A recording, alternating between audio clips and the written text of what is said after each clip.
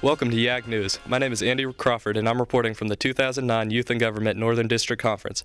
Today, delegates from several schools throughout Oklahoma have met here today to do various activities, ranging from arguing the passage of bills to trying mock cases to even recording it all for you. Let's go see what's happening. Hi, I'm Austin Ambot, here reporting on the judicial branch. There are 16 attorney teams here at Northern District. They are practicing on presenting their case so that they are ready for state. Let's hear from a few of our judicial delegates. Can you tell me a little about this case? This case is a simple case. It's a possible manslaughter case based off of a girl named Katie Charles being intoxicated and driving a vehicle. I believe that she wasn't, and I'm going to try to prove that today in court. I think that the person driving the car was drunk, so I think she should be guilty. Katie Charles should be convicted of manslaughter in the first degree. What are your feelings about this case? Well, this is my first case. It's really interesting. As the defense, we have to get really emotional with it, and I believe we did. We had a lot of fun, especially discrediting all the witnesses, and I do love proving people wrong. So, yeah, it's a pretty good case. I think it's interesting and has some very good stuff to look over and try to prove. Actually, I'm not really sure about any of the other cases because this is my first time as a case to do this. I'm a freshman, so I'm not really sure. So yeah, I like the case so far. I think it's pretty interesting. I like it. Thank you for your interview.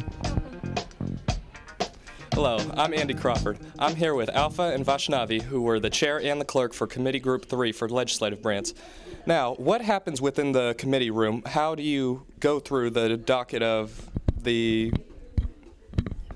Okay, well, we first start out with, I give them a list of the order that the bills are going to be presented, and then we make sure the authors are present. After they're up there, we give them 3 minutes to explain their bill. After the 3 minutes is up, we move to questioning. After the questioning, we move to debate, and then we go to summation of the bill by the authors, and then we vote on the passage. Now, throughout this whole procedure, there are several terms used that most of us do not know what they mean. What does it mean to object to consideration? I seriously don't know. What does it mean to raise a point of order? Point of order means when you know a fact that not the whole general area knows, and so you're like, oh, point of order, this means this, and then everybody's like, oh, great. Sorry, point of orders, usually it's the same. It's usually when there's someone feels like we're veering off the parliamentary procedure. So if someone is talking out of turn, you'd be like, oh, point of order, you don't have the right to talk at this time, and they just point out that we're veering off. So Stan, do you know what it means to object to consideration? I believe I do. They would be objecting and asking the judge to consider that objection. Okay. And what does it mean to lay one of the bills on the table? To lay a bill on the table means to basically not have it go through all the procedures, and you basically kill the bill. Okay. Thank you for speaking with us. You're welcome. Thank you.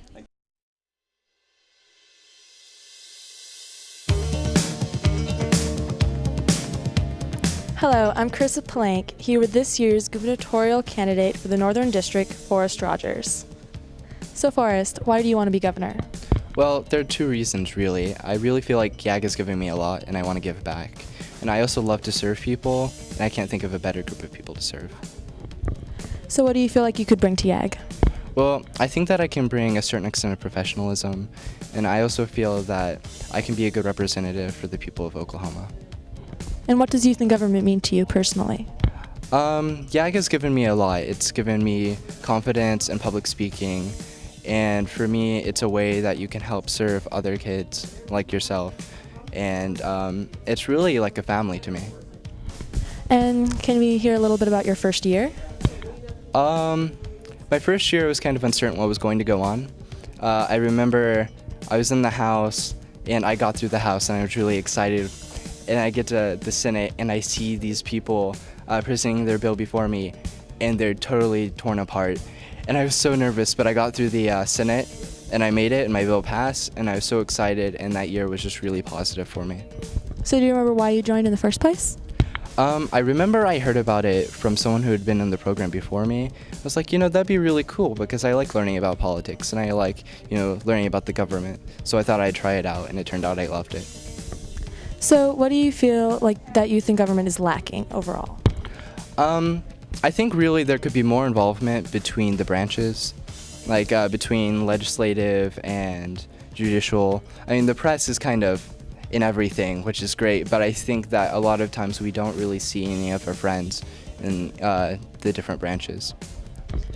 We've kind of touched on this subject before in the previous questions, but why do you care so much about youth in government?